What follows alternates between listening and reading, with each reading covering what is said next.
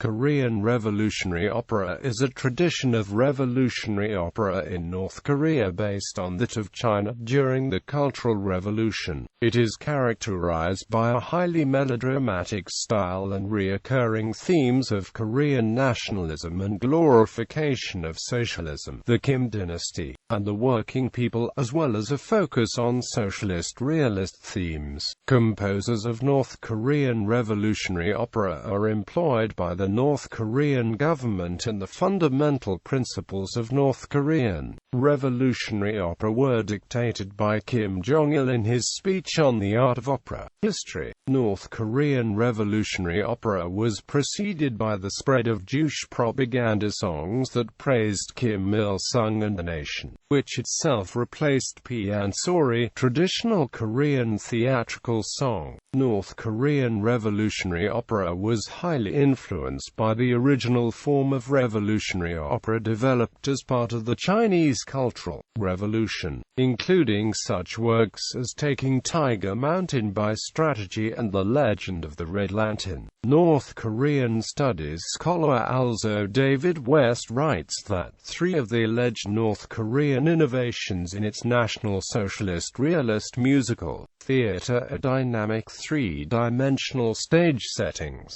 stanzaic songs based on peasant folk music, and pangchang, which in anti-Brechtian fashion constructs emotional links between character and spectator and controls the audience's interpretation of events. These appear in Maoist revolutionary opera. However, North Korean revolutionary opera differed in several ways, most notably in its use of traditional Korean instruments alongside Western orchestral ones, and its permitting the display of romantic love and supernatural or magical elements, both of which were banned in Cultural Revolution-era China. The first revolutionary opera in North Korea, Sea of Blood, was premiered at the Pyongyang Hut Theatre in July 1971, with Kim Il-sung credited as the author and Kim Jong-il credited as producer. The opera is seen as the primary example of North Korean revolutionary opera, with many North Korean texts referring to revolutionary opera as Sea of Blood style opera. Sea of Blood was adapted from a 1969 film of the same name. Kim Il-sung claimed to have written it with his comrades in a Chinese Communist Party guerrilla unit while fighting against the Japanese in occupied Manchuria, and performed it on a makeshift stage in a recently liberated village as a form of anti-colonial propaganda. However, the veracity of this claim is disputed due to the difficulty of finding accurate information about Kim Il-sung's early life and guerrilla career. Sea of Blood was followed by the rest of the five great revolutionary operas: The Flower Girl, Tello the Forest, A True Daughter of the Party, and The Song of Mount Kumgang. The five plays have been performed consistently at the Pyongyang Hut Theatre since the respective debuts, with Sea of Blood and The Flower Girl both having been performed over 1,000 times each. Revolutionary opera flourished in North Korea as Kim Jong-il began to take charge of many aspects of the country, particularly its arts and propaganda programs. In September 1974,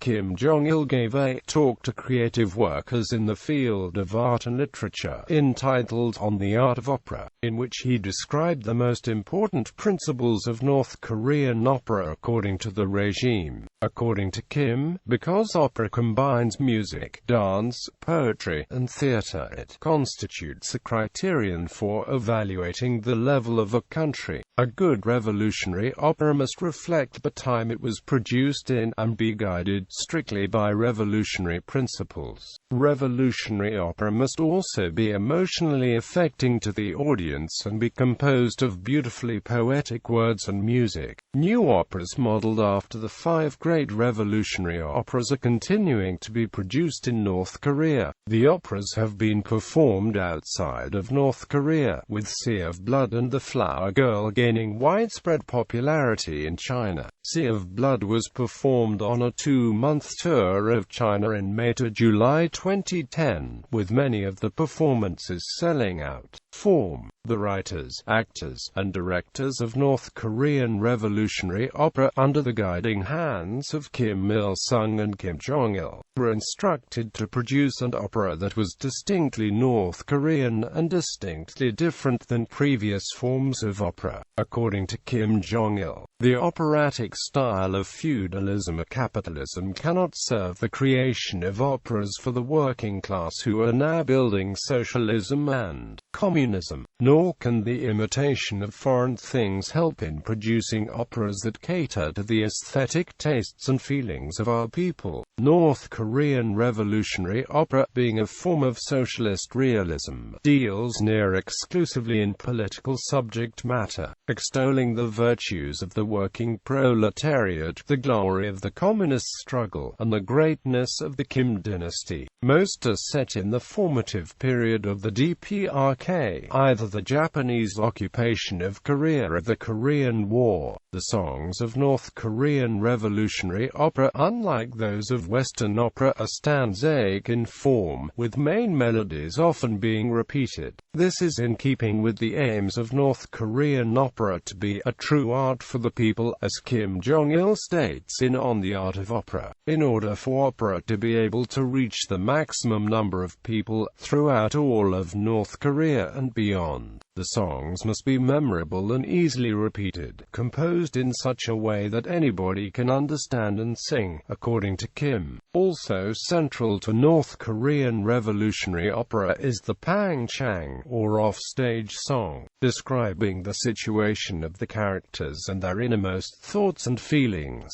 For example, in Sea of Blood, the pangchang, the mother learns to read and write, is sung from off-stage as the actor playing the mother is on stage performing the actions described. The song comments on the action and sings the praises of the mother as an ideal communist and North Korean heroine. Kim Jong-il describes the pangchang as a powerful means of portrayal not present in the operas of the past, but the originality of the pangchang is disputed, as scholars such as also David West have found similar innovations in Maoist revolutionary opera, as well as an obvious precedent in the chorus in classical Greek tragedy. North Korean revolutionary opera makes heavy use of dance as well as singing, with performances often incorporating elaborate dances in the most important scenes to show both the action on stage and the characters' feelings. These dances are typically based on a long tradition of Korean folk dance, one of the few examples of a folk tradition that has remained relatively intact since the formation of the DPRK. Sets and backdrops must be realistic and three-dimensional, and are typically lavish and elaborate, eschewing abstraction for reproduction of real-life elements. However, sets must not only be a realistic approximation of the location, but also describe the personality of the character living and working in that society. According to On the Art of Opera, the same principles are applied to makeup, props, and costuming. North Korean revolutionary opera is typically performed with a mix of Western classical instruments and traditional Korean instruments, a style christened the combined orchestra. In this, it is important that Korean instruments take precedence over Western ones, in order to ensure a distinctly Korean opera and to stay aligned with the values of the Juche ideology. The five great revolutionary operas. Sea of Blood, the most famous North Korean revolutionary opera. Sea of Blood dramatizes the struggle of a Korean mother and her family in Japanese-occupied Manchuria in the 1930s, where Kim Il-sung was a guerrilla fighter. The family is subject to many horrors under the Japanese regime, before they finally join the communist revolution and destroy their oppressors. The title refers to the actions of the Japanese army, which the hero describes as having turned the country into the Sea of Blood. The Flower Girl. The Flower Girl is also set during the Japanese occupation in the 1930s, though in Korea itself, not Manchuria. It tells the story of a poor flower seller and her struggle against a greedy landlord, who is eventually overthrown by the people. It was also made into film. Tello the Forest. Tello the Forest is the story of Cho Byung-hung, a revolutionary who pretends to serve the Japanese during the occupation, but suffers the anger of the people of his village, who find his deception too convincing. His daughter commits suicide due to the shame of being daughter of the puppet village head, after which Cho lures the Japanese forces into a trap in which he too perishes. Tello the Forest was criticized by Kim Jong-Il on The Art of Opera for having the hero die before witnessing the moment of victory, as well as sticking to the outmoded pattern of using exclusively song, not a mixture of song and speech.